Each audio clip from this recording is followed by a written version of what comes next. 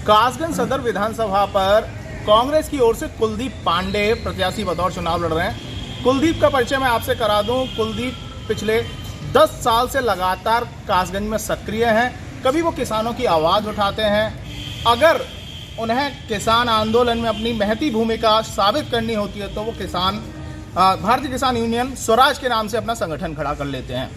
कासगंज के जरिए कुलदीप ने कई मामलों में आंदोलन भी किए और जो जायज़ मुद्दे थे वो प्रशासन तक और सरकार तक पहुंचाने की कोशिश की।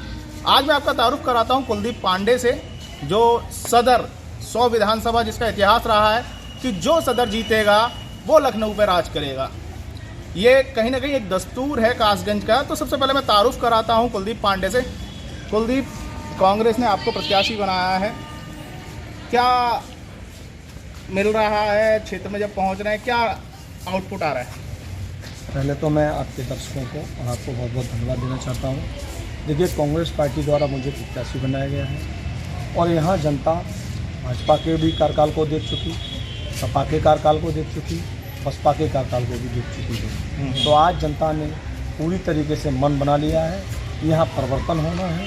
जिस तरीके से 1977 में यहाँ से कांग्रेस का विधायक जीतकर सरकार बनी थी, उसी प्रकार से ठीक आज हर जाति हर धर्म के लोग, किसान, मजदूर, गांव, गली गलियारे से एक ही आवाज़ है कि परिवर्तन करना है, कुलदीप पांडे को कासगंज से विधायक बनाना है। इन सब चीज़ों को देखकर मुझे खुशी होती है। जब भी मैं गाँव में जाता हूँ, वहाँ के किसानों का, वहाँ के मतदाताओं का, वहाँ के बुजुर्गों का आशीर्वाद मिलता है। सैकड़ों की संख्या में मेरे साथ डोर टू डोर, घर घर, दरवाजे दरवाजे तक पहुँचाने का काम करते हैं। जिस तरीके से ग्राम पंचायत स्तर के वोट को मांगा जाता है, इस तरीके से जनता मेरे साथ वोटों में सहयोग कर रही है।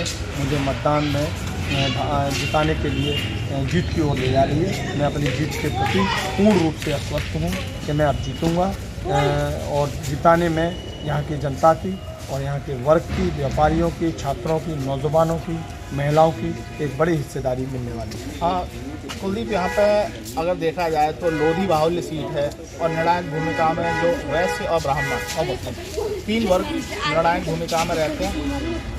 क्योंकि आप किसानों की राजनीति कर रहे थे पिछले कई महीनों से, जब से किसान आंदोलन शुरू हुआ, जब आपको स्पेस नहीं मिला भारतीय किसान यूनियन भानु के साथ, तो आपने नया संगठन खड़ा किया था भारतीय किसान यूनियन स्वराज। क्या उम्मीद करते हैं जो किसानों के मुद्दे उठाएं, जो बात आपने किसानों की करना शुरू की थी कि किसानों का समर्थन मिलेगा? क्योंकि किसान किसान होता है, उसका जाति से ताल्लुक नहीं होता। देखिए, सबसे पहले बात मैं बताना चाहता हूँ, जो कृषि कानून भाजपा द्वारा किसानों पर थोपे गए थे, उन कृषि कानूनों का विरोध कर रहे थे हम लोग। तो भानु जी जो है सरकार से मिल गए, कृषि कानूनों के पक्ष में खड़े हो गए।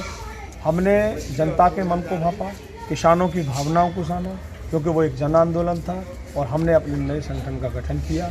उस संगठन के तहत गांव, गली गलियारे से आवाज़ उठाते हुए दिल्ली की संसद तक पहुंचाने का काम किया, जिससे हर आदमी को हमने ये मैसेज देने का काम किया कि किसान जागरूक है और जब किसान अपनी जात पर आता है तो उसके सामने किसी की नहीं चलती, न जाति की चलती है, न पार्टी, न धर्म, मजहब। किसान किसान है। किसान अपनी मजबूती से हमारे साथ खड़ा हुआ है। देहात क्षेत्रों में बहुत अच्छा समर्थन है। शहरों से भी मुझे उम्मीद दिखाई दे रही है कि शहर से भी मुझे अच्छा समर्थन मिल रहा है, क्योंकि आज यहाँ पर एक बड़ा जो तबका है, चाहे वो व्यापारी वर्ग हो, चाहे वो किसान और मजदूर हो, इन्हीं सब राजनीतिक दलों की उपेक्षा का शिकार है। यहाँ उनको कोई व्यक्तिगत लाभ नहीं पहुँच पा रहा, उनकी व्यक्तिगत परेशानियों में यहाँ के राजनेता सहयोग नहीं करते हैं। ऐसे में मैंने गरीब की, किसान की, मजदूर की लड़ाई को सड़क पर जो लड़ा है और 5 साल 10 साल से लगातार आम जनता के बीच रहकर रात के 24-24 घंटे काम किया है, उस काम के परिणाम स्वरूप आज मुझे हर जाति, हर वर्ग, हर धर्म, हर मजहब का वोट मिलने जा रहा है और उसी उम्मीद के तहत मैं यहाँ से चुनाव जीतने की ओर प्रयास है। हाँ, मेरा अगला सवाल आपसे ये है, कासगंज सदर विधानसभा पर अगर हम बात करें तो स्थानीय मुद्दे क्या रहेंगे आपके? आपको क्या लगता है यहाँ के स्थानीय मुद्दे क्या हैं? और क्योंकि 1977 में आखिरी बार कांग्रेस यहाँ जीती थी, उसके बाद खाता नहीं खोल पाई और 1989 आखिरी चुनाव था, पटियाली विधानसभा कांग्रेस हारी। कितनी उम्मीद करते हैं प्रियंका गांधी का लड़की हूँ लड़ सकती हूँ, या प्रियंका का जन संवाद लोगों से चल रहा है? स्थानीय मुद्दे क्या हैं और उम्मीदें क्या हैं? देखिए, राष्ट्रीय मुद्दों पर हमारी पार्टी राष्ट्रीय स्तर पर बहुत मजबूती से गरीब किसान मजदूर उनकी जो प्रतिज्ञा है उससे स्पष्ट होता है कि जनता के हित के लिए की गई है। स्थानीय मुद्दे यहाँ पर जो हैं, आज जो सदर के विधायक हैं मौजूदा सरकार के या पूर्व हमारे मंत्री जी रहे हैं, उन्होंने यहाँ गरीब को सम्मान नहीं दिया, कमज़ोर को सम्मान नहीं दिया। यहाँ पर लोगों की ज़मीनों पर कब्जा हो रहे हैं और उन कब्जाधारियों का साथ देने का काम यहाँ के नेताओं ने किया, गरीब का साथ देने का काम नहीं किया। यहाँ पर शिक्षा का अभाव है। यहाँ 3 एमएलए होने के बाद और एक सांसद होने के बाद एक छोटी सी व्यवस्था स्वास्थ्य सेवा में विकास की बातें करती है जो सरकार कि हमने बहुत बड़ा विकास किया है और बहुत दुनिया में विकास चिल्लाती है। तो मैं उनसे ये पूछना चाहता हूँ, करोड़ों की लागत से यहाँ ज़िला चिकित्सालय बना हुआ है और वहाँ इमरजेंसी चालू नहीं हो पाई है, तो इसको हम क्या मानेंगे? ये हमारे विधानसभा का दुर्भाग्य है, हमारे जनपद का दुर्भाग्य है कि 3 एमएलए सरकार के दिए हमने और तीनों एमएलए और एमपी मिलके एक इमरजेंसी चालू नहीं करा पाए।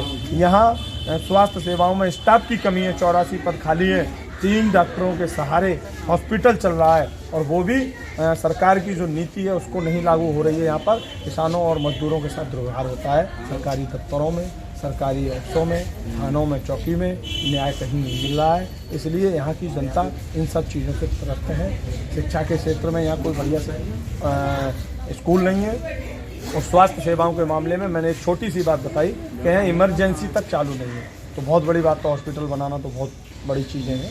तो मैं ये बताना चाहता हूँ, यही स्थानीय मुद्दे हैं। यहाँ जनता समझ रही है कि यहाँ लोकल के जो मुद्दे हैं, जो आम जनता की ज़रूरतों से जुड़े मुद्दे हैं, उनके आधार पर यहाँ वोट होगा और उसी आधार पर यहाँ कांग्रेस पार्टी के प्रत्याशी के रूप में मैं विजय सिंह प्राप्त करूँगा। बहुत बहुत शुक्रिया कुलदीप। तो एक थे हमारे साथ कुलदीप पांडे जो कि कांग्रेस से प्रत्याशी हैं कासगंज से।